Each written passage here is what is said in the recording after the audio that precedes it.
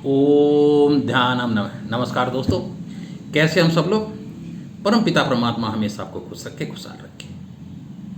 दोस्तों, पांचों कोषों की इस श्रृंखला में आज हम जिक्र करेंगे मनोमय कोष को लेकर। देखिए दोस्तों, इससे पहले हमने 2 वीडियो बनाए जिसमें अन्नमय कोष और प्राणमय कोष का हमने जिक्र किया, और आगे के 2 वीडियो जो हैं वो भी पंचकोश को लेके होंगे, जिसमें विज्ञानमय कोष और आनंदमय कोष है। देखिए दोस्तों, मनोमय कोष जो है ये हमारे शरीर का बीच का कोष है, यानी 2 कोष इससे आगे हैं और 2 कोष इसके पीछे हैं। जैसे मैंने बताया कि जो आगे के हैं वो प्राणमय कोष और अन्नमय कोष हैं, और इसके जो बाद के कोष हैं वो विज्ञानमय कोष और आनंदमय कोष है। एक तरीके से ये मानिए कि मनोमय कोष एक महत्वपूर्ण कोष है, क्योंकि पांचों कोषों को बैलेंस करने का कार्य करता है। जिसका मनोमय कोष बैलेंस है उसका अन्नमय कोष भी ठीक रहेगा और आनंदमय कोष भी ठीक रहेगा, यानी पांचों के 5 कोष जो हैं ये बिल्कुल दुरुस्त रहेंगे।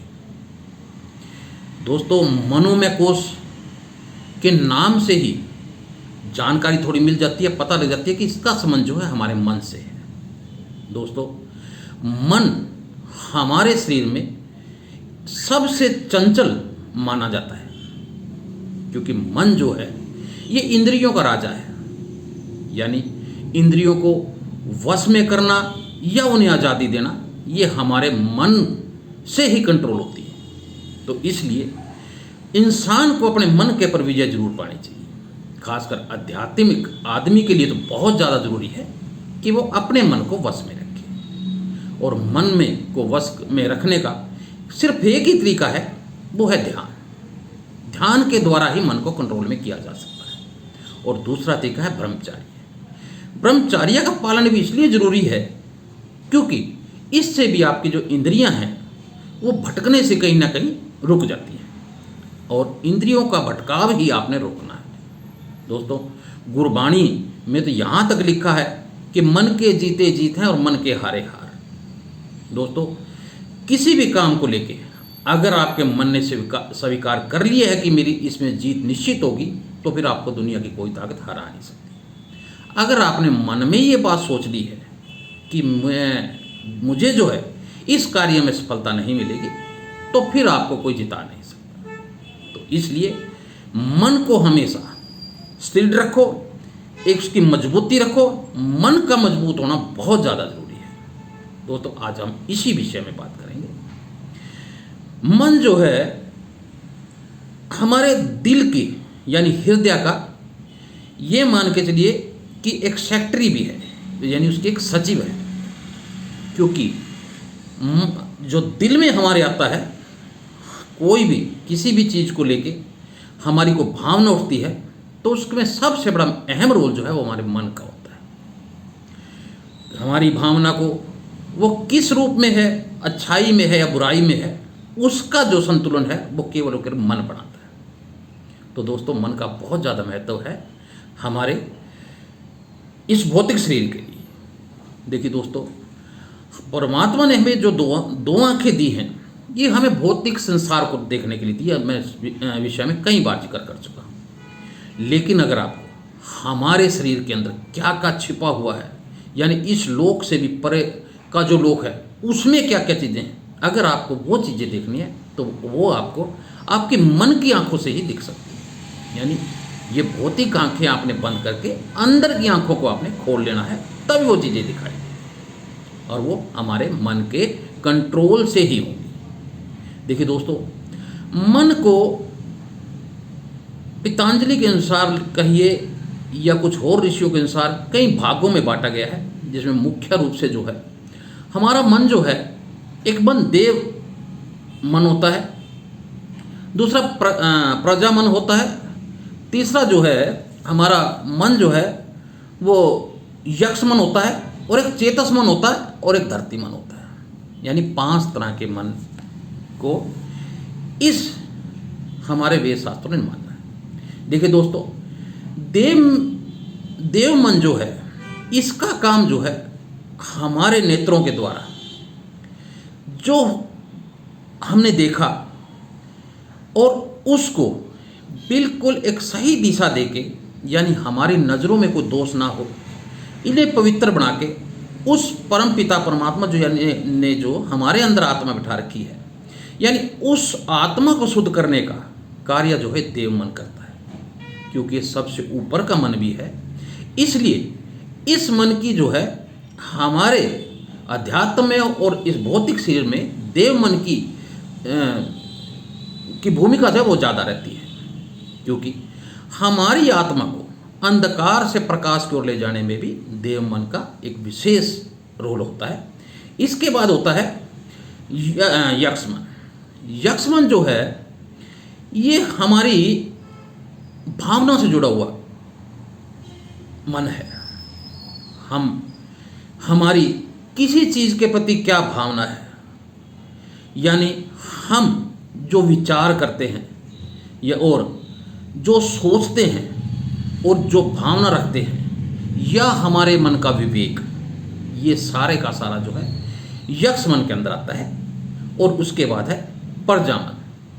देखिए दोस्तों, ये हमारे बुद्धि के जो संस्कार हैं, इसका क्षेत्र जो है बुद्धि और मस्तिष्क में होता है। जो हमारे संस्कार हैं इस जन्म के या पिछले जन्म के, इन संस्कारों को सही बना के रखना, यानी अच्छे संस्कार हमारे अंदर विद्यमान रखना, ये जो कार्य है वो कार्य है जी हमारे प्रजा मन का। उसके बाद है चेतस मन। चेतस मन जो है ये हमारे चेतना के अंदर जो पिछले जन्म की चीज़ें छुपी हुई हैं, या इस जन्म में जो हमने आज से कई साल पहले या आज भी जो हम कार्य करते हैं या कुछ जो सोचते हैं, उसको स्टोर करके रखना जो कार्य है वो है हमारे इस चेतस मन का। आपने देखा भी होगा कि कई बार आपको सपने में कुछ ऐसी चीज़ें नज़र आती हैं जो आप के जागने के बाद लगता है कि ये चीज़ें तो आज तक देखी नहीं है। तो कहीं ना कहीं वो देखी तो आपने जरूर है, इस जन्म में नहीं तो हो सकता है पिछले जन्म में आपने देखी है। तो वो स्टोरेज जो आपके चेतस मन में रहती है, यानी हमारा जो चित्त है वही इन चीज़ों का से हमारे इसके दर्शन कराता है। तो इसका कार्य बड़ा विशेष है चेतस मन का। उसके बाद जो है वो है धरती मन। देखिए धरती मन से का सीधा संबंध हमारे विज्ञान से है, और इसी से हमारा विज्ञानमय कोश भी सुदृढ़ होता है। देखिए दोस्तों, इस धरती पे जो भी कुछ है, जो भी कुछ देखते हैं हम, और उससे जो भी ग्रहण करते हैं, यानी हमारे मन में को हमने क्या अच्छा क्या बुरा, यानी हमने जो अन्नमय कोश है, हमारा प्राणमय कोश है, कैसे उसको शुद्ध करना है, कैसे भोजन लेना है, ये हमें सारा का सारा इस धरती मन से ही मिलता है। यानी इसका भी बड़ा विशेष रोल होता है। जिस आदमी का धरती मन जो है वो संतुलित है, यानी अन्नमय कोश प्राणमय कोश, उसका अपने आप विज्ञानमय कोश और मनमय कोश जो है बैलेंस हो जाता है। इसका बहुत विशेष महत्व है। तो इसके कारण यानी ये हमारे शास्त्रों के अनुसार इन मन की हमारी जो स्थिति बताई गई है। इसके अलावा भी हम लोग कुछ ऐसा जिक्र करते हैं जिससे आपको ज़्यादा समझ में आ जाए। देखिए दोस्तों, मन को कंट्रोल करना, यानी मन का जो क्षेत्र है वो है विचार, भावना और इच्छा। यानी आपका क्या विचार है, क्या भावना है, क्या आपके मन में इच्छा है, ये आपके मन के अधिकार क्षेत्र की बातें हैं। तर्क वितर्क, संकल्प विकल्प, यानी किसी भी चीज़ का संकल्प आपने लिया, उसका विकल्प भी आपने साथ में ढूंढा, ये सारी की सारी सहायक हैं आपके मनोमय कोश को बैलेंस करने के लिए। तो दोस्तों, यानी मनोमय कोश का बहुत ज़्यादा हमारा एक इसमें बड़ा विशेष रोल होता है हमारे शरीर के अंदर कि हम अपने मन को वश में रखें। देखिए दोस्तों, अब मन में को वश में कैसे करें, बहुत बड़ा सवाल है। आपने सर्कस में देखा होगा कि एक रिंग मास्टर 15-20 खूंखार शेरों को कंट्रोल करके रखता है। हालांकि बहुत खूंखार जानवर है वो, लेकिन एक रिंग मास्टर के इशारे पे वो नाचते हैं। हमारा मन भी ऐसा ही है। देखिए दोस्तों, जब इन शेरों को जंगल से पकड़ के सर्कस में लाया जाता है तो इनको कई दिन तक भूखा रखा जाता है। इनकी हालत बहुत ज़्यादा निंदनीय और दर्दनीय हो जाती है, और फिर रिंग मास्टर इनको थोड़ा थोड़ा इनका भोजन, मांस वगैरह इनको देना शुरू करता है, और इस स्थिति तक उनको लेके आता है कि शेरों को लगता है कि हमारा जीवन केवल एक रिंग मास्टर के हाथ में ही है। तो इस भोजन के साथ साथ फिर वो उन्हें ट्रेनिंग भी देता है कि आपको कैसे उछल कूद करना है, क्या करना है। सारी ट्रेनिंग जो है वो अब उस भोजन के विषीभूत होकर यानी एक रिंग मास्टर की बात मानना शुरू कर देते हैं। तो यही हमारे मन की एक स्थिति इसी तरीके से होगी कि अगर हम मन की सारी इच्छाएं पूरी करती रहें तो ये आपके कंट्रोल में कभी नहीं रहेगा।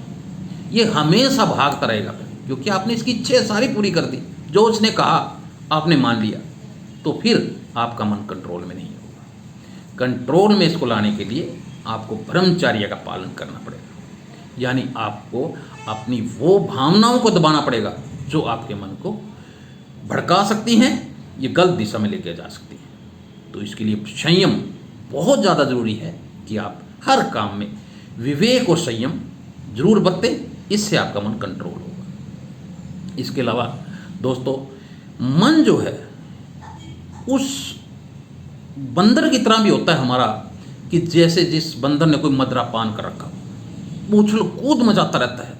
और यही मन की स्थिति हमारे शरीर के अंदर रहती है 24 घंटे। अगर आपका मन आपके कंट्रोल में नहीं है तो इसकी उछल कूद जो है वो स्वाभाविक है, ये उछल कूद करता ही है। तो दोस्तों, मनोमय कोश का बैलेंस आप ध्यान से करिए। आपको मैंने कई चीज़ें बताई हैं कि हमारे शरीर में 7 चक्कर भी हैं, वो भी हम ध्यान में बैठ के ही उनका संकल्प लेकर, उनका विचार करके उनको बैलेंस करते हैं। और इनके बैलेंस से हमारी कुंडलिनी का जागरण होता है। कुंडलिनी का जब जागरण होता है तो ही आपका मन आपके वश में हो सकता है, क्योंकि कुंडलिनी का भी बड़ा विशेष रोल रहता है मन को कंट्रोल करने में।